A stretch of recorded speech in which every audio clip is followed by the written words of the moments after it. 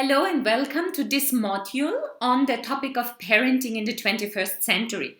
So this is a module which is a part of an instructor's training, early childhood teachers training, as well as a parenting training. So we go through two parts in this topic on parenting in general, while we focus in this first part very much on just explaining terminologies and also showing how parenting evolved over this time. In the second part, we are speaking about different parenting styles, and we are taking into consideration also the results, means what will be the outcome in the child when they grow up under the circumstances of the influence of this parenting style. So this is what we are going for. And thank you very much for joining us in that. And for those who we also will view the first part on YouTube, please do not forget to subscribe and to like. For all those who are in training program, you will see the entire first module as well as the second module, depending on what you booked. So I would like to start with the information about what is parenting. So let's go from the very, very basics. So the activity of bringing up a child and the process of raising and educating a child from birth until adulthood, this would be the explanation we get when we go to what is called the dictionary. Maybe you saw that already. So it's a bringing up, the time from birth till adulthood. So when the child reaches adulthood, it means that the child should be able to sustain life on their own. And when we say on their own, we actually really mean on all levels. This includes, of course, the physical level. The body should be developed. That's happening gladly, mostly by itself. We have to give proper nutrition and movement. Then also on the emotional level, so a person should have a mature attitude of emotions, and so really a grown-up attitude. So shouldn't behave like children anymore. That is a part which we are really starting to lack in this 21st century. It becomes now visible. It might be an overlap from the 20th century, from the last century's education, but now we really have to focus on getting that also aligned. Then also, of course, on the mental level, intellectual level, that means that the thought process should be according to adulthood. And I'm not speaking about knowledge. When you speak about knowledge, you can train that at any age, but as soon as you understand and the cognitive development is in a certain maturity, you can study and learn whatever you want. I'm speaking more about right thinking. So the proper thoughts, right thoughts, but also accurate perception. I also speak about the way how we express our thoughts and also independent thinking. So not to speak after other people who are famous, who are rich, or who are having a title like professor. Just because they have a title, we say so. We have, of course, rich people who are very intelligent. We have rich people who are very emotionally matured and socially. The same is true for professors, but it's not always like that. So a person should really grow into an independent, autonomous thinker who is able to make mature decisions. And then, of course, we also have what we would call the spiritual development. When we say that, we actually mean that the person is feeling responsible, socially responsible for their own decisions. So it's more about the moral values. A person should be grown up by that. So by the time when we call someone an adult, that is the time when each human being should have reached a certain degree of maturity to be called an adult, but also to sustain their life on their own. And during the process of bringing up, that is what we call parenting. And there are different influences in that time. So also widely called, the word parenting is also widely called child rearing, which we do not like so much because it's more like about very clear, what we say, it's kind of we drag someone somewhere. So it's not a smooth process or a deepening process. It's very, what would we say, superficial process. But yeah, this word is also used. Of course, a word is always understood, especially what kind of interpretation we give to it. So it's a bringing up. It means bringing up. Then parenting is also promoted on different levels. In Wikipedia, it even says it is promoting the physical, emotional, social, and intellectual development of a child from infancy to adulthood. So that is what I explained when we spoke about the dictionary. And parenting emphasizes the responsibility and qualities of exemplary behavior of the parent. This is what the US National Library of Medicine tells us when they speak about parenting. So there is no right or wrong way to raise a child. Many parents also want to get it very right. They're very eager to do the right thing, but there's so many factors involved that we would like to look in this module about, to understand a little bit better and deeper about parenting, what it is, how it is, and what we can do with it. So it is really important to understand that there is really no right or wrong way. Of course, there are ways which seem to our value system more right or more wrong, but as we have hundreds of thousands, or maybe even 100,000 of different levels of parenting, this is because the understanding is very different. So we'll look at that, how it comes. So when we speak about parenting style, it is a psychological construct, and it represents standard strategies that parents use in raising a child. So a parenting style actually comes from the terminology of psychological development and psychologists who speak about the standards. So what are my standards as a mother, as a father, to raise a child? My standards might be very different than the standards my friend uses approaching parenting with her or his child. So it's really something that is very individual, and this is how it comes also that there are so many different ones. The quality of parenting is more important than the quantity of time. So some people also say it's very important that parents are constantly around their children. While that is really true for the first 1.5, 2 years of life, that parents are building this bonding connection, we also know that even if parents are there always, if they don't care for the children, it is not really getting a, let's say, better or a more deeper result than someone who might be in a profession working, but then when coming home really tends to spend quality time. So that is also important. So, and also this quality time is what impregnates most in the mind and soul and emotion of the child. So, for example, maybe some of you, when you remember your childhood, maybe your father or your mom was working very hard, not home a lot, but maybe there was this one day in the week, Sunday or Friday, depending on where you are, where this one parent took a lot of effort to spend quality time with you. You remember way more about that than about all of the other things that you got from your teachers and your mom or the other parent. So the quality time sticks more intense with the child. So we could say that also. It is the parent's attitude and behavior towards the child when we speak about a parenting style. So what attitude, what behavior does a parent have to the child? Also, what image of a child? So we have one module on the image of the child. So those are really going also together to understand the parenting style better. So when you have the knowledge of the image of the child, it helps you also to understand this deeper, in a deeper regard. It also describes the emotional climate in which parents express their attitude and their behaviors. The emotional climate is that one which is given by the parents, and parents can have different emotional climate. Mom and dad can have different ones, or dad and dad, mom and mom, depending on what constellation of parents is there in today's very, very free, open, diverse world. And it is the expression of their own behaviors, their own attitude, their own thoughts. Parents use different parenting styles. So it can also be that in one family, their parents have different parenting style, which come together in the child. So what creates different parenting styles in general when we look at the knowledge behind it?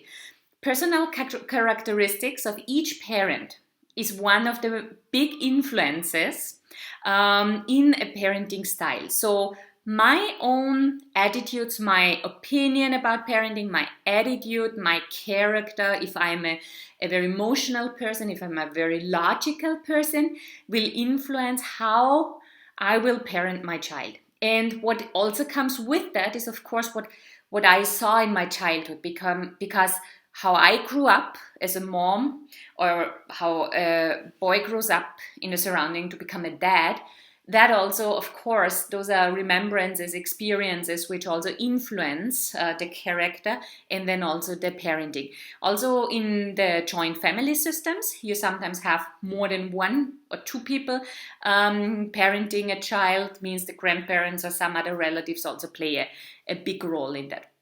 Social contextual influences are also a part. This is, for example, the marital relationship, the relationship which husband and wife have together. That will also influence the parenting style. Like if the husband and wife have a very intense relationship, very emotional relationship, their parenting style might also be more emotional. If they have a very harmonious, very soft way of interacting, their interaction with the children will also be more soft. So that also the constellation which the relationship is.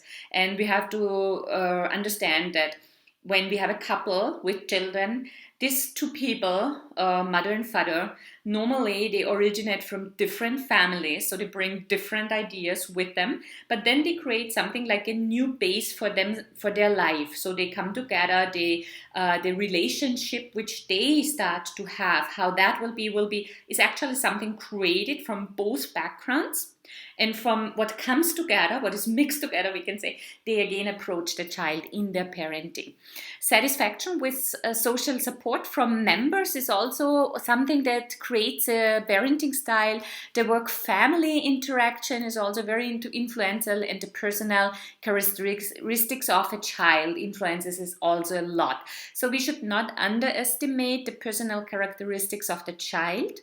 From the child development and psychological approach of today, we know that when the child is born, a part of its personality is already shaped. So if an infant is very quiet or is more active, eager, has temper, all of that, we can see already in the infant when born.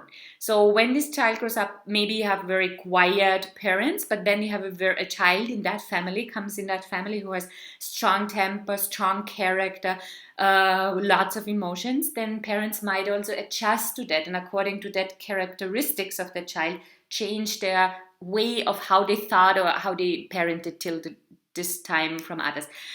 This is a source from J. Belsky. They give us this information about the different parenting styles. There are four main parenting systems, and we can say that the primary care is one.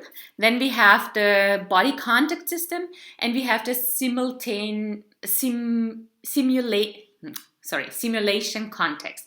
So what does this mean? In the primary care, it goes really about food, shelter, basic needs of a child.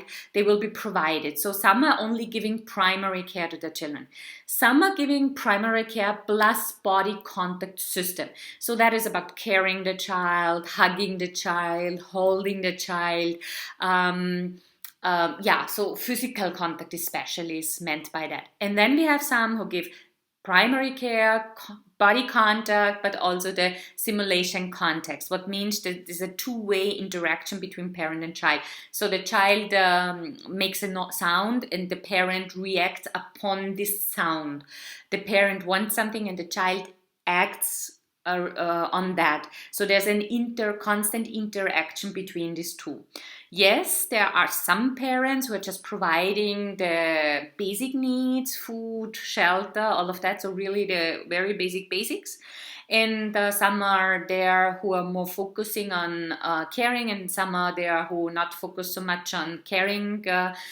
So many different people, but those we could say are some of the primary. And the fourth then is the face-to-face context, which comes in.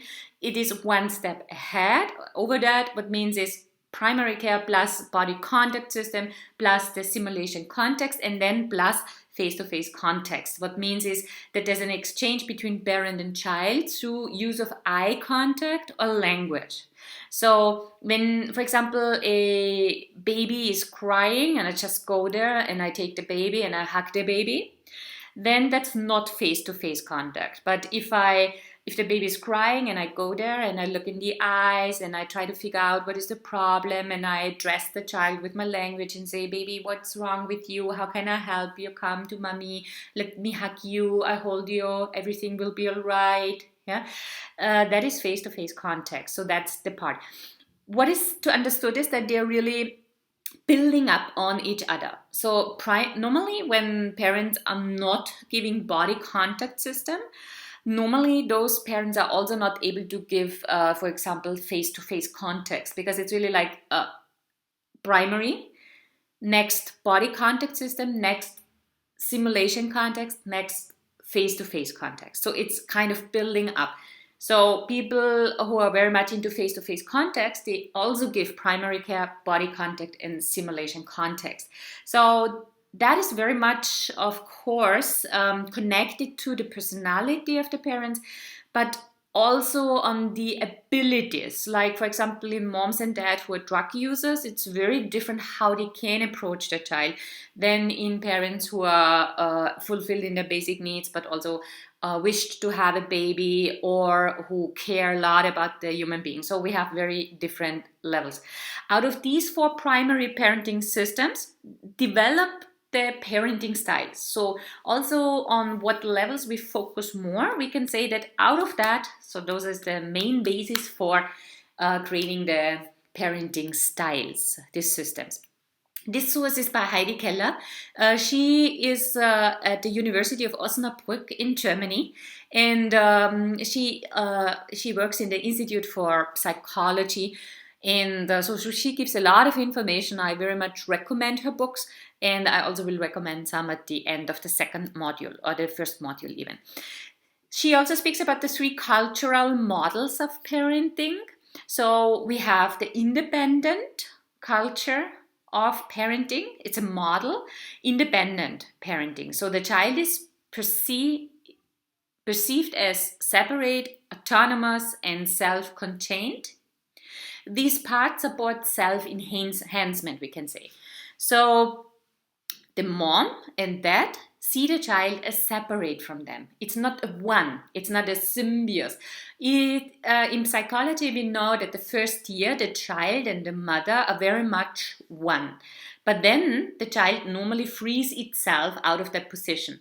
But not each mom allows, or each dad allows this separation. And we can hear a lot when moms or dads say, oh, we have to learn math, or we just started to walk. We? Who we? Yeah, who started to walk? The child or you as a mother or as a father? So this is where you can a little bit understand if you see the child as an independent being. And in understanding the child as an independent being, that also makes a very different approach in parenting. The second one is the interdependent. The child is interrelated with others. So it is very much related to the others. It very much relates to the others, and the parents relate very much to the child. So norms are accepted for smooth functioning. That is also where the children rely a lot on their parents, and parents are normally giving lots of little control, but also lots of security to the child. Then we have the autonomous related. The child has the quality to function independent, but also integrate itself into the community. So that is again a different one from the independent. It's not the same. So in the autonomous, it is like that the child really knows I can be independent if I want, but I can also integrate myself in the community. I can be also depending on some people. So independent and depending, and the child really changes. In the depending, it doesn't mean that it's really in all the feeling and understanding is depending, but it just means it becomes a part of the community, of the society, and integrates itself. Again, the source is Heidi Keller for that.